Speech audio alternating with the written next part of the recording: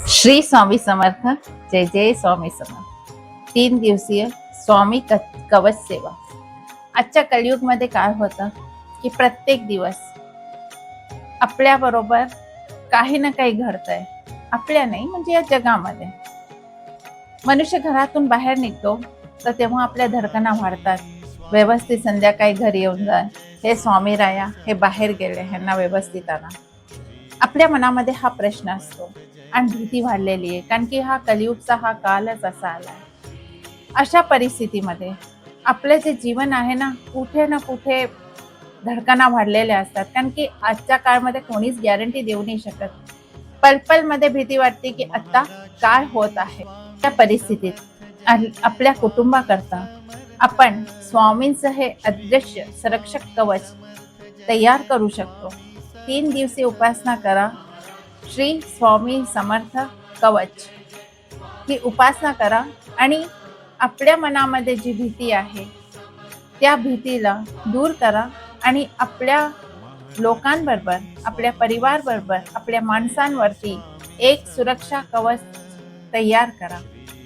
हे सुरक्षा कवच कसा तयार करायचा आहे आपण या व्हिडिओमध्ये नक्कीच पाहणार आहोत. या कलियुगामध्ये खूप जास्त कॉम्पिटिशन वाढलेलं आहे आणि कॉम्पिटिशनमध्ये भले गाड्या चालवायच्या असेल ते कोणाकडे पाहत नाही, गाड्या चालवून देतात. आजच्या 2 दिवस आधीची घटना सांगते. इथं ना आमच्या सोसायटीमधून ते निघाले होते स्कूटीवरती की माझ्या नातवांकरता मी सामान घेऊन येतो. ते निघाले, त्यांनी आपल्या नातवांकरता सामान घेतलं आणि परत ते भाजीवाल्याकडे आले आणि तिथे उभे राहिले. उभं राहून त्यांनी काय विचारायला गेले की भाजी कितीची काय आहे, पण अचानक त्यांच्या मनात आलं की मी पुढे जाऊनच विचारतो.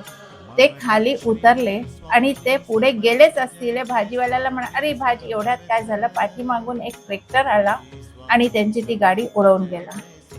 तर आपण म्हणतो इथे की नशीब चांगलं होतं, गाडीला नुकसान झालं पण माणसाला नुकसान नाही झालं.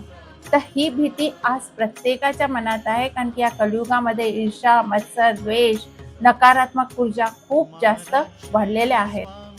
या स्वामी समर्थ जे कवच स्तोत्र आपण पठन करूया ते कोणत्या विधीने करायचं आणि कसं हे कवच आपल्याला तयार करायचं आहे नक्कीच आपण पाहूया. ही विधी काय आहे एक प्रकारे, कारण की माझ्या मनामध्ये हा व्हिडिओ ह्याच्याकरता बनवण्यात आला की माझ्या मैत्रीण बाहेर जात होती.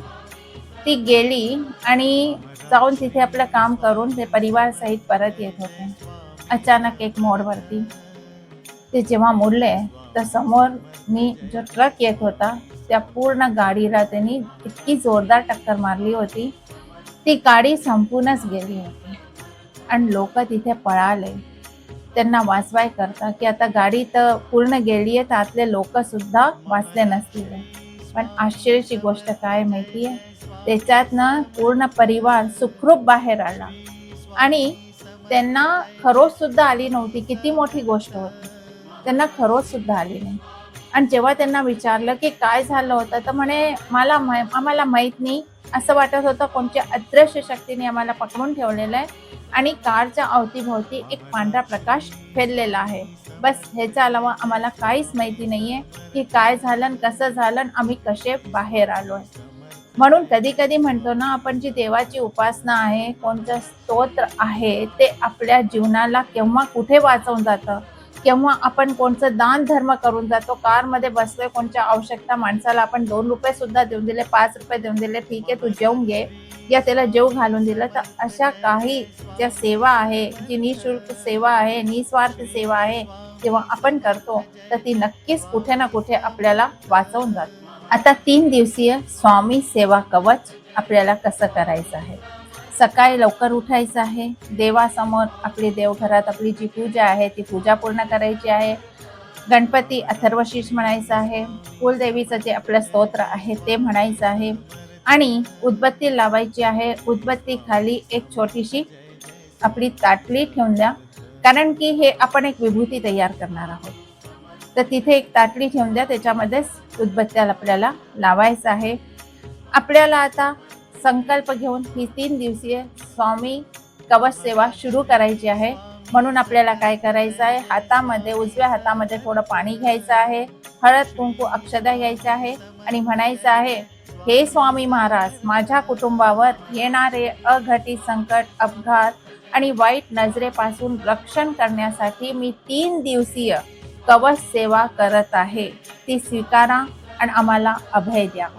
हे म्हणून पाणी आपल्याला जमिनीवर सोडायचं आहे आणि मनापासून देवाला प्रार्थना करायची आहे की मी जी ही उपासना सुरू केली आहे या उपासनामध्ये अडथळे येऊ नको देऊ आणि तुझा आशीर्वाद मला नक्कीच मिळू दे. आपल्याला एका तांब्याच्या लोट्यामध्ये पाणी सुद्धा स्वामींसमोर ठेवायचं आहे. आता आपल्याला जी सेवा सुरू करायची आहे ती सेवा आहे श्री स्वामी समर्थांची एक माळ. त्यानंतर तारक मंत्राचे 11 वेळा पठण. मग त्यानंतर आपल्याला स्वामी कवच स्तोत्राचे पठण करायचे आहे. जर आपल्याला येत नसेल तर नक्कीच याचं श्रवण करा, पण हे आपल्याला करायचं आहे. मी एकदा म्हणते, जर आपण 3 वेळा वाचू शकला तर खूपच चांगलं आहे. ही सेवा केल्यानंतर आपल्या अवतीभोवती अदृश्य ऊर्जाचं निर्माण होतं. तर ही सेवा आपल्याला शांततेने, विश्वासाने की देव माझी सर्व सेवा जी मी केली आहे तुझ्या चरणी अर्पित आहे, पण तुझा अदृश्य कवच माझ्या परिवारच्या प्रत्येक सदस्याच्या अवतीभोवती नक्कीच तू तयार कर, ज्याने की त्यांचे जे जीवनामध्ये काही अपघात लिहिले असेल ते कमी याच्यावर हो. कारण की प्रारब्धामध्ये जर काही लिहिलेलं आहे तर स्वामी आपल्याला त्याच्यातनं जास्तपेक्षा कमीवरती नक्कीच आपल्याला आणून देतात आणि आपण त्यांची प्रचिती आपल्याला नक्कीच मिळून जाते. दुसऱ्या दिवशी आपल्याला 3 माळी स्वामी समर्थांचा जप करायचा आहे, 21 वेळा तारक मंत्र म्हणायचा आहे आणि 3 वेळा स्वामी कवच स्तोत्राचं आपल्याला पठण करायचं आहे. आणि दुसऱ्या दिवशी संध्याकाळी घरातील मुख्य दरवाजावर स्वामींचा जो अंगारा आपण तयार करतोय तो आपल्या आज्ञा चक्रावर म्हणजे तिथे डोक्यावर लावून उजव्या हाताने श्री किंवा स्वास्तिक काढायचे आहे. दरवाजावरती आपल्याला हे काढायचं आहे है ना. कुंकानी हे स्वास्तिक काढायचं आहे आणि तेव्हा आपल्याला प्रार्थना करायची आहे की हे स्वामी राया, कोणतंही असं दुःख माझ्या जीवनामध्ये येऊ नको दे. तिसऱ्या दिवशी स्वामी समर्थांच्या 3 माळी, तारक मंत्र 21 वेळा आणि 5 वेळा स्वामी कवच स्तोत्र चे पठण आपल्याला करायचे आहे. त्यानंतर देवाला नैवेद्य दाखवायचं आहे, जे तुम्ही दाखवू शकला.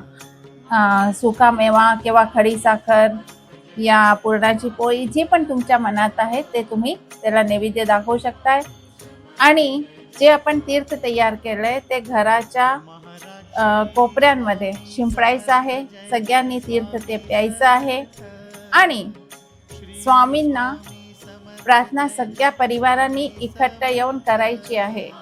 कारण की एकत्र जी प्रार्थना करतो परिवार ती लवकर लागते आणि एकत्र परिवार एक ऊर्जा निर्मित करते. म्हणून पूर्ण परिवारच्या सदस्यांनी स्वामींसमोर उभं राहून म्हणायचं आहे की हे स्वामी राया, माझ्या प्रारब्धामध्ये काय आहे आणि माझं प्रारब्ध पहिले काय होतं मला माहीत नाहीये, पण जे काही आहे ते प्रारब्ध माझ्या जीवनामध्ये मोठं संकट बनून नाहीये. त्याच्यामध्ये मला एक सुरक्षा कवच हवाय आणि त्या सुरक्षा करता जी मी सेवा केली आहे ती सेवा तुझ्या चरणी अर्पित आहे आणि आमचं सर्वांचं रक्षण स्वामी राया तूच करशील आणि प्रत्येक अपघातामधून, प्रत्येक संकटामधून तू आम्हाला व्यवस्थित बाहेर काढशील. ही स्वामींसमोर पूर्ण परिवारांनी एकत्र येऊन प्रार्थना करायची आहे. सेवेचे जे नियम आहे ते लक्षात ठेवा. महिलांनी आपल्या मासिक धर्मामध्ये हे करायचं नाहीये. दुसरी गोष्ट आहे मांसाहारचं घ्यायचा नाहीये. तिसरी गोष्ट कोणावर राग द्वेष.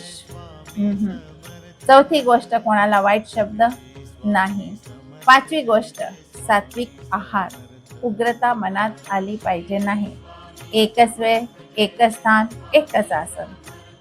आणि ही जी सेवा करतोय तेव्हा घरामध्ये भांडणं पण नको. सगळ्यांमध्ये प्रेम हवं, सात्विकता हवी, घराचं वातावरण खूप चांगलं हवं, ब्रह्मचार्याचं पालन हवं. हे सगळे जे नियम आहे ते आपल्याला लक्षात ठेवून ही सेवा आपल्याला मनापासून करायची आहे. शुभ मुहूर्तावर करा, गुरुवारी करा, मंगळवारी करा, तुमची इच्छा असेल काय तेव्हा ही सेवा तुम्ही सुरू करू शकता. गुरु शुक्र शनी करा, नक्कीच तुम्हाला या सेवेचं फळ मिळेल. पण एक गोष्ट लक्षात ठेवा, ही सेवा जी तुम्ही करताय, तुमचं सुरक्षा कवच जे तुम्ही आपल्या परिवार करता, ही सेवा करून राहिल्या, सुरक्षा कवच करता, तर विश्वास ठेवून करा. 3 दिवसाची ही सेवा आहे, ती श्रद्धेने करा. आपला मार्ग नक्कीच स्वामी दाखवतील. दुसरी गोष्ट, सुरक्षा कवच आपल्या आजूबाजू नक्की स्वामी तयार करतील. हा विश्वास ठेवा. तुमची प्रार्थना तुम्ही स्वामींसमोर कशी करताय हे तुमच्या उपासनेवर सगळं काही निर्भर असतं.